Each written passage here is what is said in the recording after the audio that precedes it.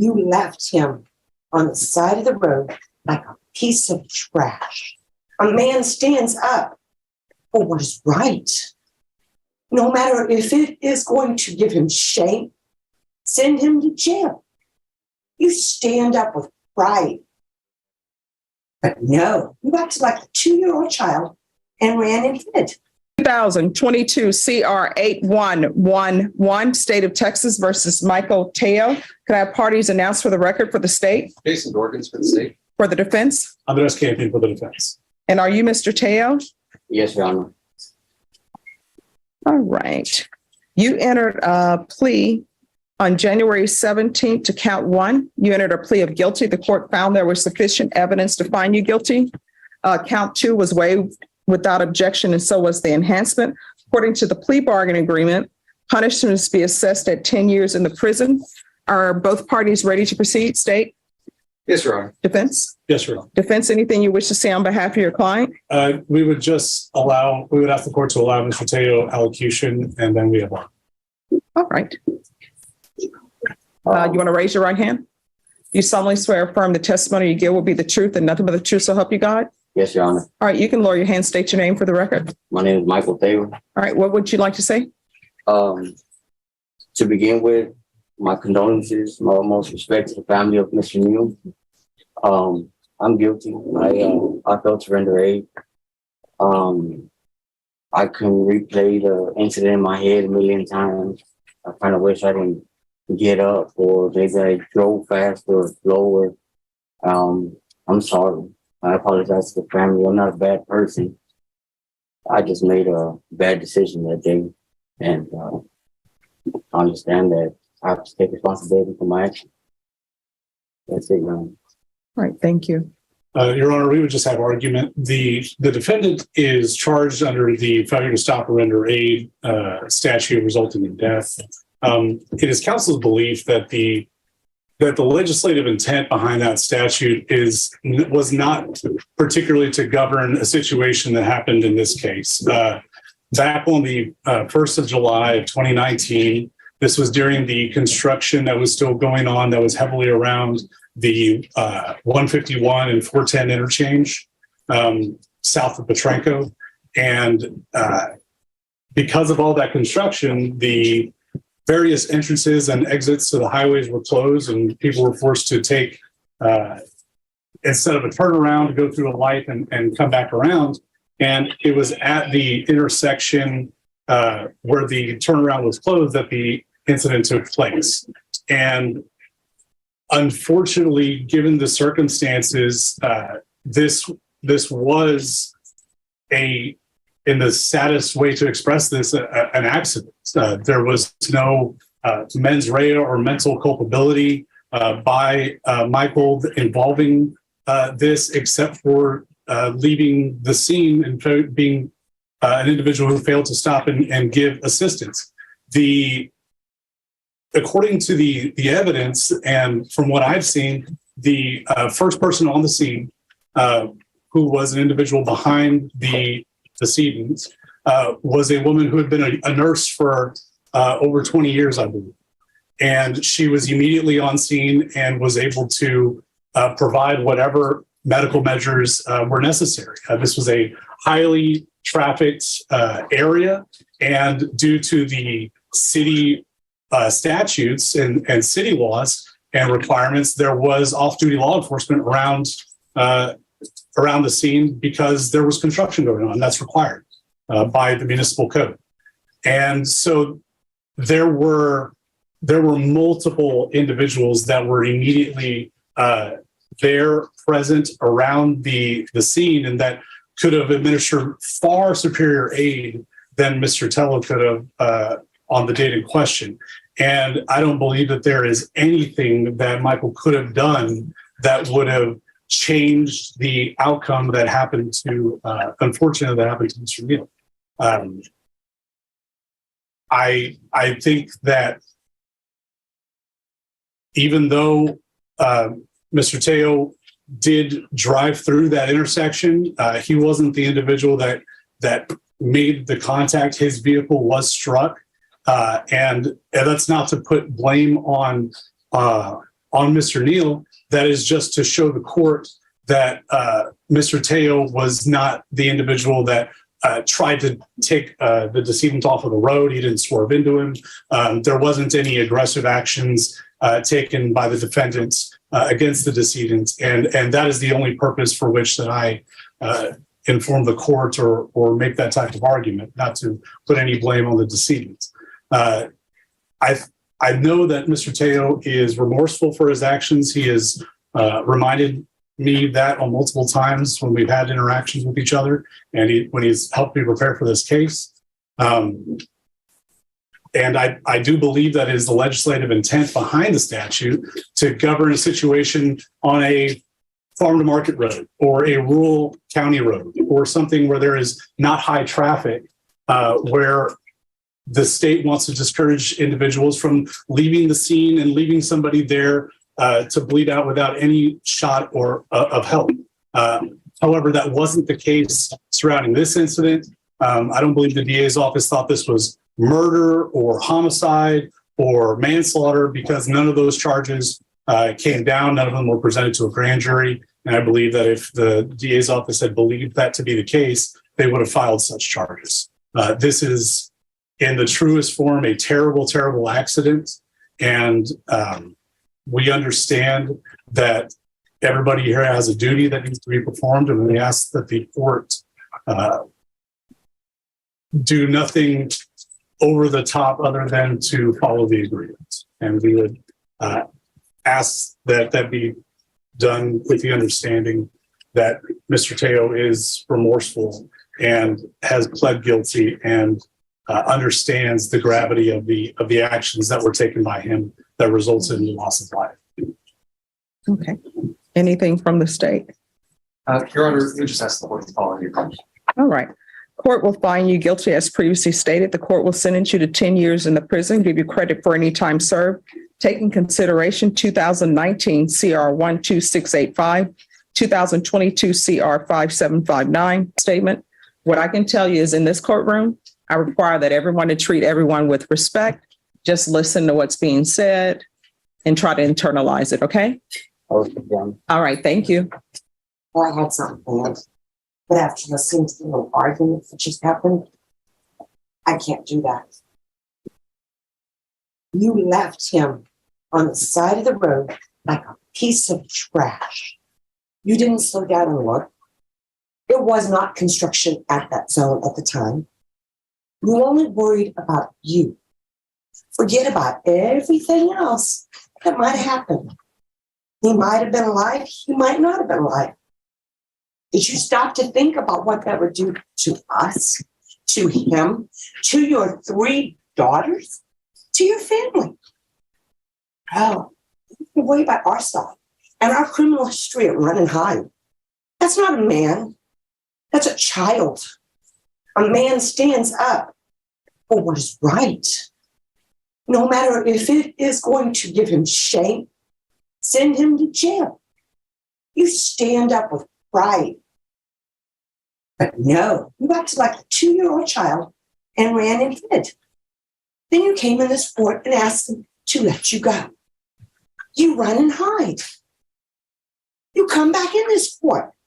Oh, I've got 3 daughters I have to support. You run and hide.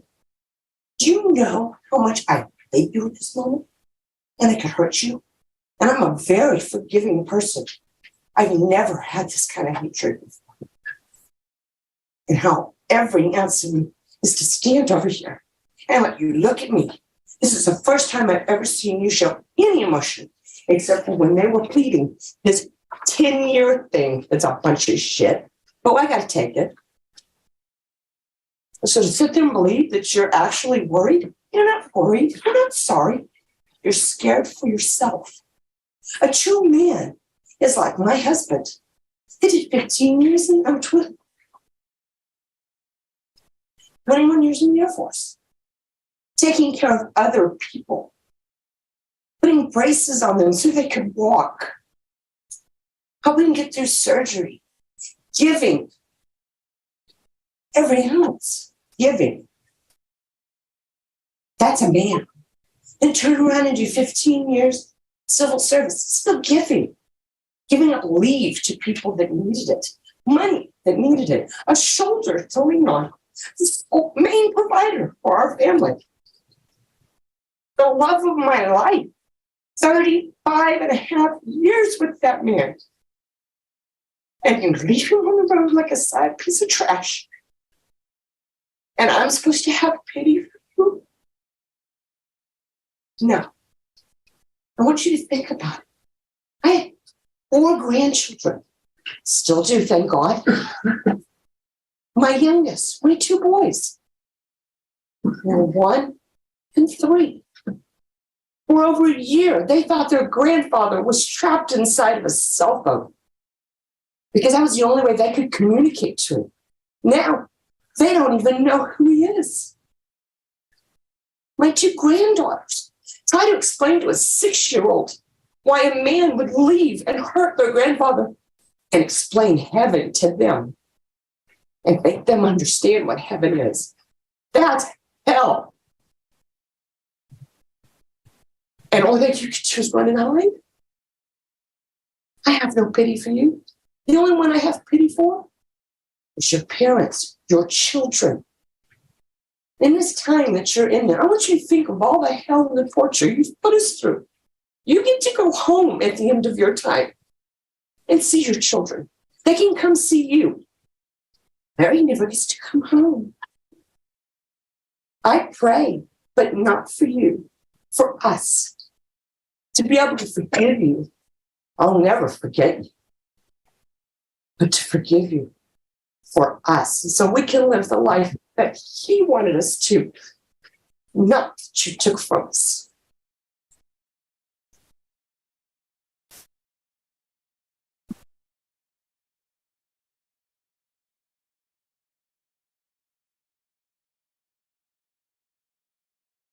July 1st, 2019. That's 3 years, 7 months, 12 days ago. You took my brother. The lives of everyone he knew and loved are forever changed because of what you did. The grief that you have caused this family is immense. Today is his justice. And today is our justice. I often wonder what he was thinking that morning when he was sitting at that light. Maybe the appointments he had that day. Maybe things he had to do that day or that week. Or maybe he was thinking of the cruise that they just went on for their 35th wedding anniversary. Places that he was going to go, people to see, all his friends. He had a life to live. And you took it. Your actions that morning caused the death of my brother, my mother's only son, her firstborn. She has to live with that grief now, and I have to see that every day. My mother cries because her son is gone.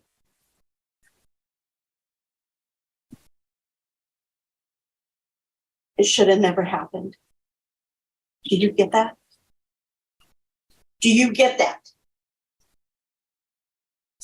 His wife, his children, his grandkids, co-workers, we are all grieving. My brother was a caring person. He would have given the shirt off his back to you. He loved spending time with his family, friends on Sundays, having cookouts. He was a good cook. And it's sad because it's not gonna happen anymore. We don't get that anymore. I hope someday you'll understand the damage that you've caused. I would never wish harm on others, but you reap what you sow in life. And what you put out in the universe is what you get back. And I hope you live the life that you deserve.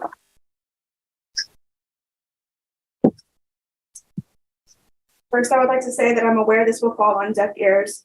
I know through my years in my profession that all you care about is your commissary, your mail, yourself, and when you're getting out.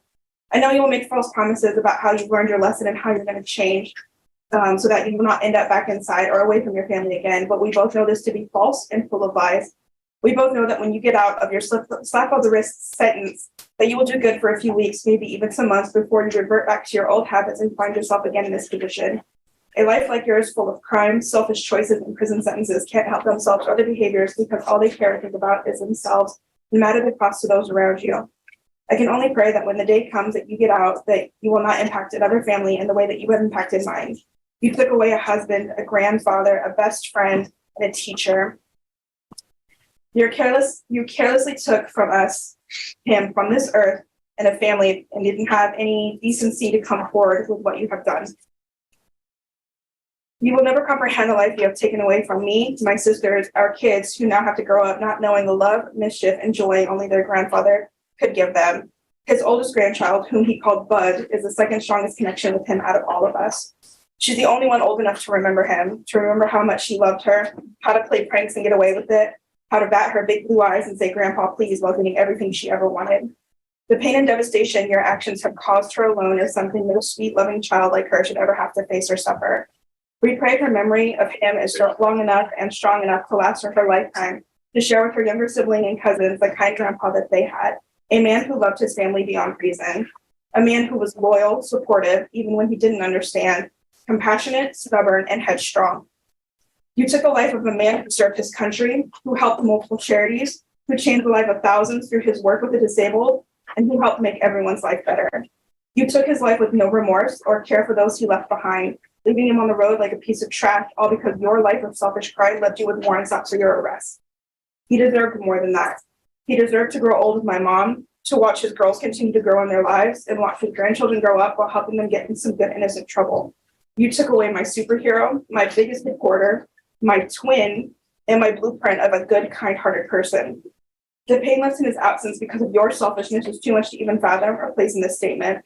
There isn't a single day in the last 3.5 years that I don't think of him, that I don't miss him, that I wish I could call him and ask for advice or tell him about my day, or even think to myself, man, I can't wait till my dad hears this because he's going to laugh so hard. Because seeing him and I, we share the same sense of humor that I no longer have with anybody. Only to finish that thought and brokenheartedly remember that I can't tell him or call him because of you. There will never be a day I won't feel this pain. It's unfair that a person like my father, who gave so much to everyone and whom everyone benefited from being around, is gone, while someone like you, who is selfish, thoughtless, and whom no one benefits from, gets to be here. You will continue to have communication with your family, cry over your commissary, your mail, and yourself, and eventually be reunited with your family and have a future. But my family won't. We won't get my father back at the end of your sentence. We won't have communication with him or have any future that includes him. We all have a bottomless pit of heartache and memories that ended on July 1st. Did you understand you're charged with the offense of possession of a controlled substance, penalty group 1 gram to 4 grams? That's a third-degree felony. The range of punishment is anywhere from 2 to 10 years in prison and up to a $10,000 fine. Did you understand? Yes. If you have, all right, after reviewing states exhibits 1 and attachments, the court will find there's sufficient evidence to find you guilty, and the court will find you guilty. Are you proceeding with sentencing? Yes, Judge, we waive PSI. All right, anything you wish to say on behalf of your client? No, just that she's committed to doing well and wants to do well on her probation. All right, do you have any children? Yes, ma'am, I do. How many? 2, What are their ages? 22 and 17. And where's your 17-year-old? She's at home Who's with my your son? son. With who? With my son. And there's no other adult in the house? No, with them. All right, when's the last time you were employed? About 8 years ago. Doing Yes. what? Disabled, Judge. All right, what's your disability? I have seizures and nerve damage on my right leg. How often are you using meth and heroin? That. Okay, let's not do that because you're here for meth and heroin. So how often have you been using meth and heroin before you went to the jail? Heroin, I don't use. Meth, I would use it like here and there. Something. This is not a here and there meth use because I've read the police report. I read it's here and there. So you're getting in a strange car with a guy you don't know, just taking a ride from him, and he just happens to have heroin and you just happen to have meth. I don't know anybody who's not under the influence who's accepting strange rides from people unless they're children. How old are you? I'm 38. So you're 38. So you're not accepting rides from complete strangers, which is what you told them in the police report, that you didn't even know the driver. You were just accepting a ride. Who does that? So when the police arrested you, how often were you using meth? I was a grandma day. Grams a day. So why were you just not honest with me about that? Why are you pretending like you don't have a drug problem? Everybody on this planet has something that they're working through. We all hoped that whatever is not what we want it to be in our life, that we're working to improve that and improve who we are. I mean, you've already pled to a drug case. I've read the police report. So you're not sober. You're using drugs. And in order to become sober, you're going to have to admit that you first have been using drugs and that you have a problem. Otherwise, I can't help you. Otherwise, maybe you should just go to prison. So you just want to go to prison and do your time? No, Judge, I think she might have been confused. There was quite a bit of time from the arrest that she was out on bond until today, and her rearrest on the FTA. I don't think she was confused. I think she is trying to pretend like she doesn't have a drug problem. But it's obvious you do. So we're going to take care of it if you want it taken care of. She does. So, counsel, has there been anything that she's done to support her habit that would make her a better candidate for Esperanza Court? Because felony drug court, they have a waiting list. I'm not aware of You anything want to ask her? recently. In the past is fine. If it's something she's done in the past, that's good. I know we spoke to pretrial about potential. She talked to pretrial about potential just substance abuse treatment and stuff. Well, what I'm saying is there's a certain requirements for Esperanza Court. Do you want to speak to her and see if she meets the requirements of Esperanza Court? At this time, I'm not aware of any, Judge. Okay. All right. This is what the court is going to do. The court is going to sentence you to 5 years in the prison, suspended and probated in prison. Suspended and probated for 5 years. There's $1,000 fine, probated. You can go off the record. I know you want to be out for the holidays. Everybody wants to be out for the holidays. But this is what I can tell you. You're trying to set up your future, right? And your children, 17 and 22, you can always celebrate the holidays after the holidays. I want to be with my daughter. She's 17. I think she knows about Santa Claus and everything. And she knows what Christmas is about. I'm all that they have. Yeah. Well, here's the thing. If you're all that your 17-year-old and 22-year-old have, you shouldn't be using meth. And you shouldn't be using meth because, number one, it's not the right thing to do, and your children are depending on you. And number two, you have health issues where you shouldn't be using meth. And let me ask you this question. If you hired me as a babysitter for your 17-year-old and 22-year-old, just to be there, because sometimes you want an adult in the house, right? To look after them, to make sure everything goes well, right? And let's say your attorney recommends me to do that, and you check all of my references, they're great. And your children say, yeah, we like Stephanie. Let her come by whenever you can't be here to make sure everything is running well. And you decide to hire me.